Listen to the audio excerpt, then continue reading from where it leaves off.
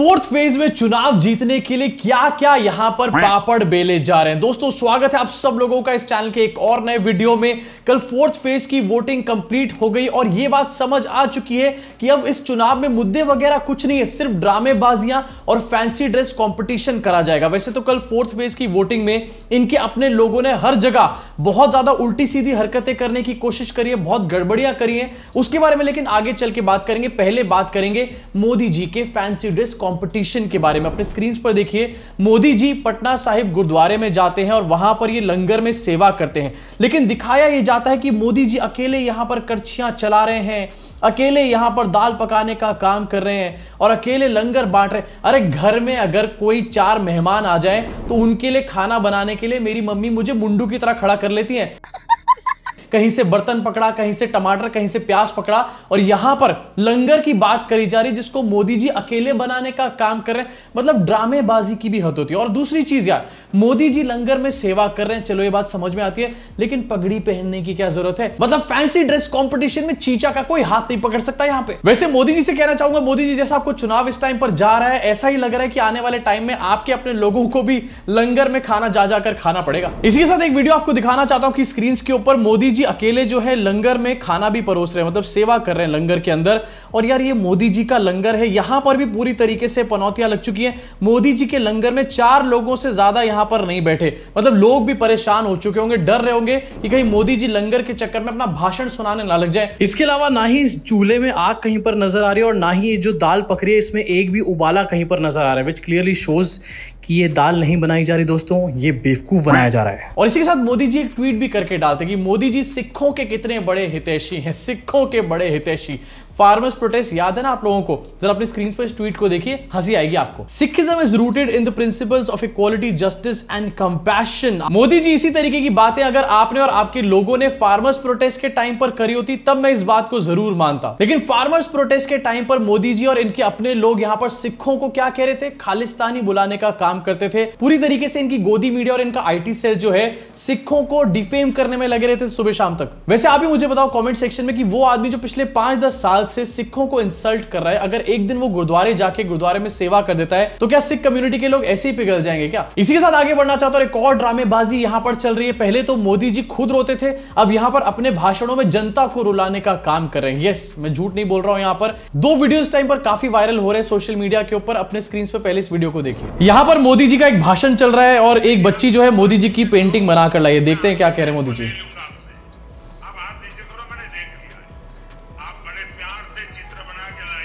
Yes, मेरी team आकर के ले लेगी, बेटा रोना मत। एक इमोशनल, फालतू में इमोशनल यहां पर क्रिएट किया जा रहा है। ओह, रोना आ गया, बच्चे को रोना आ गया, आंटी को भी रोना आ गया। यस, बहुत दुख हो रहा है। मुझे लग रहा है कि ये जो दुख है ये मोदी जी के पिछले 10 साल प्रधानमंत्री रहने का दुख है। देश का बेड़ा गर्क कर दिया पूरी तरीके से। और यार ये कौन सा ड्रामा चल रहा है यहाँ पर? मतलब पहले मोदी जी खुद रो रहे थे, अब अपनी भीड़ को रुलाने का काम कर रहे हैं और इसको दिखाकर ये कहा जा रहा है कि बहुत इमोशनल सीन हो गया है। अब जरा आप बताओ, आपको इस पूरी वीडियो को देखकर कहीं पर भी इमोशनल फील हुआ? मुझे तो हंसी आ रही थी इसको देख करके। इसके साथ एक और वीडियो आपको दिखाना चाहता हूं आपकी स्क्रीन के ऊपर। मोदी जी लैंड करे, हेलीकॉप्टर से उतरे और कार्यकर्ता जो है मोदी जी की पार्टी के एकदम से फूट फूट कर मातरम, वंदे मातरम, जय जय श्री राम, जय श्री राम। आज मेरा सपना पूरा हो गया। महिला प्रकोष्ठी जिलाध्यक्ष कुसुम देवी आज से मिल के मेरा सपना पूरा हो गया।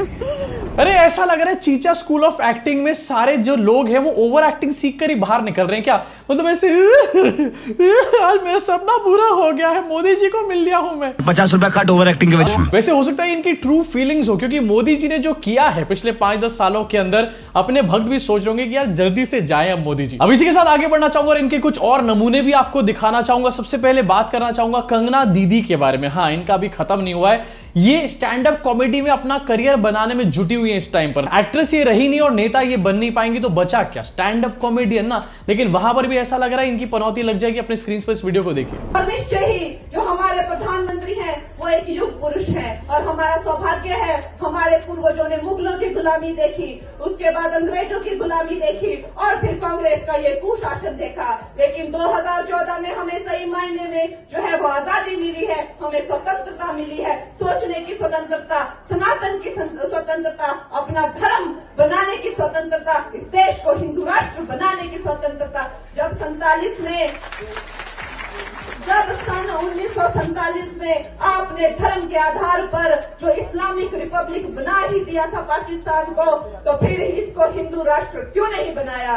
इसको हम हिंदू राष्ट्र बनाएंगे। दीदी पहले भी इस बात को बोल चुकी थी कि 2014 में ही हमारे को असली आजादी मिली है। फिर से इस बात को रिपीट किया जा रहा है। इतनी ट्रोलिंग और इतनी फैक्ट चेक के बाद जो इंसान ऐसी इंफॉर्मेशन को रिपीट कर दे, भाई उसको कंगना रनौत ही कह सकते हैं, मूर्ख से भी ज्यादा मूर्ख। और दूसरी तरफ यार कितनी बड़ी आयरनी है, यहां पर आप देख रहे हो कंगना दीदी यहां पर कह रहे हैं 1947 में हमारे को रियल आजादी नहीं मिली। वहीं दूसरी तरफ कंगना दीदी सरदार वल्लभ भाई पटेल को रोज रोज प्रेज करने का काम करती है। अरे कंगना दीदी, सरदार वल्लभ भाई पटेल का योगदान था बहुत बड़ा 1947 की आजादी में। एक तरफ आप उनको प्रेज कर रहे हो, दूसरी तरफ कह रहे हो 1947 में आजादी नहीं मिली। मतलब कहना क्या चाहती हो दीदी? एक और आपको दिखाना चाहता हूं, ये भी स्टैंड अप कॉमेडियन ही बनने के लायक रह गए। एकनाथ शिंदे इनका नाम है और रिसेंटली इन्होंने एक रोड शो किया और क्या रोड शो था, जरा देखिए अपनी स्क्रीन के ऊपर। रैली है, रोड शो है, उसमें पूरी जनता रास्ते पे उतर गई है, चारों तरफ से लोग आशीर्वाद दे रहे हैं। ये बहुत ही उत्तम प्रतिसाद मिल रहा है, भारी जन समर्थन मिल रहा है और ये विकास के मुद्दे पर लोग साथ में आए हैं। या बेड़ा बैंकर का जो विकास हुआ है, देख रहे हैं, रोड बन रहे हैं, भारी जन समर्थन मिल रहा है। लोग जो है सड़कों पे उतर गए हैं, भीड़ सड़कों पे उतर गई है और इनको आशीर्वाद दे रही है। और साफ साफ कैमरे में नजर आ रहा है, सामने 4-6 लोग भी नजर नहीं आ रहे हैं। ऐसा लग रहा है कि 10 किलोमीटर का रोड शो जो है वो 5 मिनट में खत्म भी हो जाएगा। और यार एकनाथ शिंदे को देखकर मुझे पता नहीं इतनी हंसी क्यों आती है। मतलब ये इंसान जो है, इन्होंने शिवसेना के ऊपर अपना पूरा हक जमा लिया, लेकिन अब शिवसेना पूरी तरीके से गायब हो चुकी है। ऐसा लग रहा है भारतीय जनता पार्टी का एक छोटा सा कोई प्यादा है, एक छोटा सा कार्यकर्ता है और जगह जगह बेचारा घूम घूम कर रोड शो और रैलियां करने का काम कर रहा है। अरे यार एकनाथ भाऊ, इससे ज्यादा बेटर तो यही था कि आप शिवसेना के अंदर रहते, पार्टी को भी नहीं तोड़ते, वहां पर कम से कम इससे तो ज्यादा आपकी हैसियत थी। की घटा खा खुजा पत्ती बुझा के सो जा निंटकले पिंटुकले। वैसे इसी के साथ मेंशन करना चाहता हूं कि कल मुंबई के अंदर बहुत भयंकर आंधी तूफान आई है और एक बहुत बड़ी न्यूज निकलकर यहां पर सामने, आपके स्क्रीन पर ये वीडियो भी होगा। एक बहुत बड़ा बिलबोर्ड जो था वो पूरी तरीके से कोलैप्स कर गया। पहले तो सामने न्यूज नहीं आई पूरी तरीके से, लेकिन अब पता चला है कि 14 लोगों की इसके अंदर जान चली गई है और 74 लोग इसमें घायल हो चुके हैं। सोचो कितनी बड़ी बात है। वैसे शहर के बीचों बीच इतना बड़ा बिलबोर्ड होना ही नहीं चाहिए किसी भी तरीके से, क्योंकि ये एक्चुअली में जानलेवा साबित हो सकता था। पहले ही कोई बात ये कॉमन सेंस से बता सकता है, लेकिन वहां की अथॉरिटीज क्या करें, वो रोड शोज करने में बिजी है, जनता उमड़ रही है, उनका सैलाब लेकर आ रही है। इसके साथ आगे बढ़ना चाहता हूं, बात करना चाहता हूं 4th फेज के बारे में और क्या यहां पर गड़बड़ियां करने की कोशिश करी जाती है। सबसे पहले अपनी स्क्रीन पर देखिए कितनी वोटिंग परसेंटेज निकलकर सामने आई। 67.25% voter turnout in 4th phase of polling यहां पर पता चला है और यहां पर भी स्लाइड डिप आया है 2019 से। अब चाहे वोटिंग में जितना भी डिप आए, जितना भी गिराव यहां पर आए, लेकिन ये बीजेपी के नेताओं के गिरने से कम ही रहेगा हमेशा। अब इसी 4th फेज की वोटिंग में से 2 बहुत इंपॉर्टेंट वीडियो सामने निकल कर आए। पहला वीडियो जो है मध्य प्रदेश के उज्जैन से निकल कर आया, जहां पर पीठासीन अधिकारी जो है वो मतदान केंद्र में मोदी मोदी के नारे लगा रहे थे। यस, यहां पर चुनाव आयोग के जो अधिकारी हैं वो मोदी का कैंपेन कर रहे हैं, वो भी वोटिंग बूथ के अंदर। वो करना ही नहीं, इनने कबूल भी लिया अपनी गलती, अपनी मतलब नहीं इनको यार। आपने बोला कि नहीं बोला? सॉरी बोला ना, मैंने बोला तो सॉरी, कान पकड़ के सॉरी बोल रही हूँ। तो काहे के लिए बोला फिर आपने? अरे बाबा सॉरी बोल रही हूँ दादा, मैं तेरे पैर पकड़ लूँ? पैर वगैरह मत पकड़ो, ऐसा कुछ भी नहीं है हमारे मन में भी नहीं। आप हट जाओ, हम लोगों आप तो हमको आप चाहिए नहीं यहाँ पे दिन भर। आप मतदान केंद्र को प्रभावित कर रहे हो, आप मोदी मोदी करके। अरे नहीं भैया, मोदी मोदी क्यों करेंगे हम? मैंने आंखों के सामने बोला, मैं खुद लाइन में लगा था। मैं क्यों बोलूंगी ऐसा? मेरा आपने मेरे सामने नहीं बोला। हाँ, मैं खुद लाइन में लगा हुआ था। अरे बाबा सुनो तो सही, बोला कि नहीं बोला आपने, बताओ। अरे बाबा गलती हो गई ना, वो भाई सहज निकला है, कोई हमारे को कोई किसी की कैंपेनिंग थोड़ी करनी है। यार बुरा लग रहा है इन आंटी को देख के, ऐसे बेचारी बार बार सॉरी बोल रही है, हाथ जोड़। लेकिन आंटी जी पहले ही थोड़ा सा अगर दिमाग लगा लेते तो इस तरीके से छीछा लेदर ना होती। और ये क्या, जब आपने मोदी मोदी के नारे लगा ही दिए थे पोलिंग बूथ के अंदर, तो ये सावरकर मोड क्यों स्विच ऑन हो जाता है सबका एकदम से। इसके साथ एक और वीडियो आपको दिखाना चाहता हूं, ये है माधवी लता जो कि हैदराबाद की बीजेपी कैंडिडेट थी। इन्होंने भी कल काफी हाई वोल्टेज ड्रामा किया, पोलिंग बूथ के अंदर जा जाके ये मुस्लिम महिलाओं का बुर्का उठा उठा के चेक कर रही थी, उनके फेसेस को आइडेंटिफाई कर रही थी। अरे माधवी जी, आपके दिमाग में क्या कंप्यूटर लगा हुआ है, क्या एआई फेस रिकॉग्निशन लगा हुआ है आपकी आंखों के अंदर, जो आपको पता चल जाएगा कि कौन कौन सा आदमी है। चलो एक बार कोई ये चीज चेक होनी भी चाहिए कि आखिरकार बुर्के के अंदर कौन वोटिंग करने आ रहा है, क्या उसके पास उसका वोटर आईडी कार्ड सही तरीके से है भी या फिर नहीं है। लेकिन ये काम चुनाव आयोग का है, ये माधवी लता जी का काम नहीं है। आपका दूसरा आधार कार्ड है आपका? ये क्या है? पहले बनाई से कितने साल पहले बना?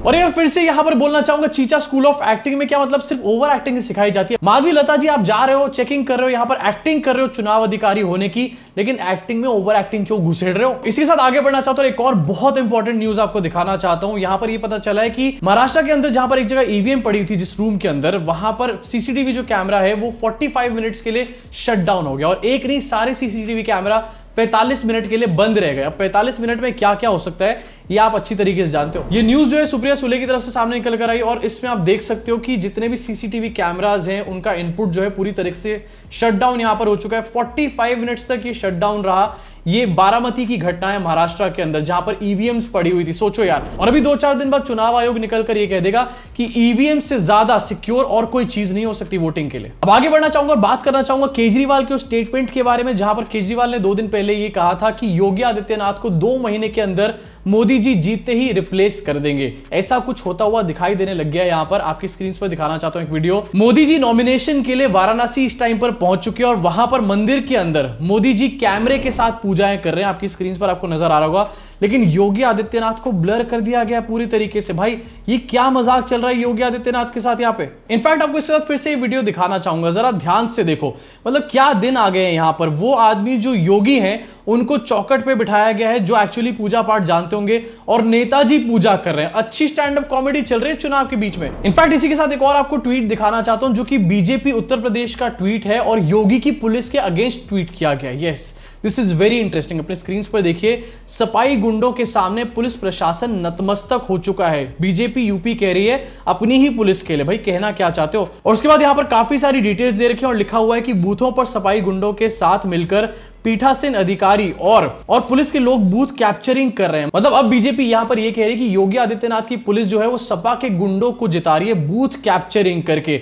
2 महीनों के बाद योगी जी का नंबर लगना पूरी तरीके से तय है, इसकी ये संभावना है बहुत बड़ी। अब इसी के साथ जाते जाते एक और खबर आपको दिखाना चाहता हूं, ये भी उत्तर प्रदेश से और बहुत बड़ी अपने आप में न्यूज है। अमित शाह की 2 दिन पहले एक रैली हुई थी उत्तर प्रदेश के अंदर और वहां पर पॉलिटिक्स के एक पत्रकार पहुंचे और कुछ महिलाएं वहां से बाहर निकल रही थी। उनसे उन्होंने बात करने की कोशिश करी। जब उनसे बात करी तो पता चला कि वहां के प्रधान उनको पैसे देकर के भीड़ इकट्ठी करने के लिए लेकर आए हैं। और यह बात जब बीजेपी के लोगों को वहां पर पता चली तो पॉलिटिक्स के इस पत्रकार को बुरी तरीके से पीटने का काम किया गया। इस वीडियो को देखो जरा एक बार।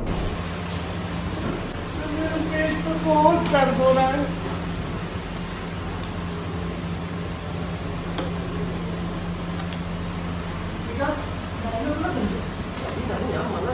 सीधा हाथ सीधा करिए।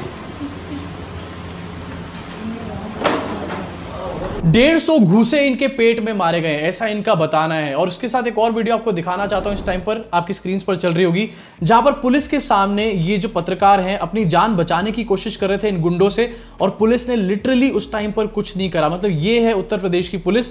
और अमित शाह की रैली में ये हाल है। 2 साल पहले अमित शाह कह रहे थे कि यूपी में आधी रात को माताएं बहनें जो है स्कूटी पे गहने लाद के घूम सकती हैं। अबे अपनी रैली को तो संभाल लो पहले। अब आपका इसके ऊपर क्या रिएक्शन है नीचे कमेंट सेक्शन में बताना जरूर। इसके अलावा इन सारी खबरों के ऊपर अपनी भड़ास को पूरी तरीके से कमेंट सेक्शन में निकाल डालो। और हां, अगर सब्सक्राइब करके बेल आइकन नहीं दबाया तो मोदी जी आएंगे आज रात को पगड़ी पहन करके तुम्हारे सपने में। सब्सक्राइब करो और बेल आइकन दबा के जाओ। मुलाकात करूंगा आप सब लोगों से इस चैनल के अगले वीडियो में।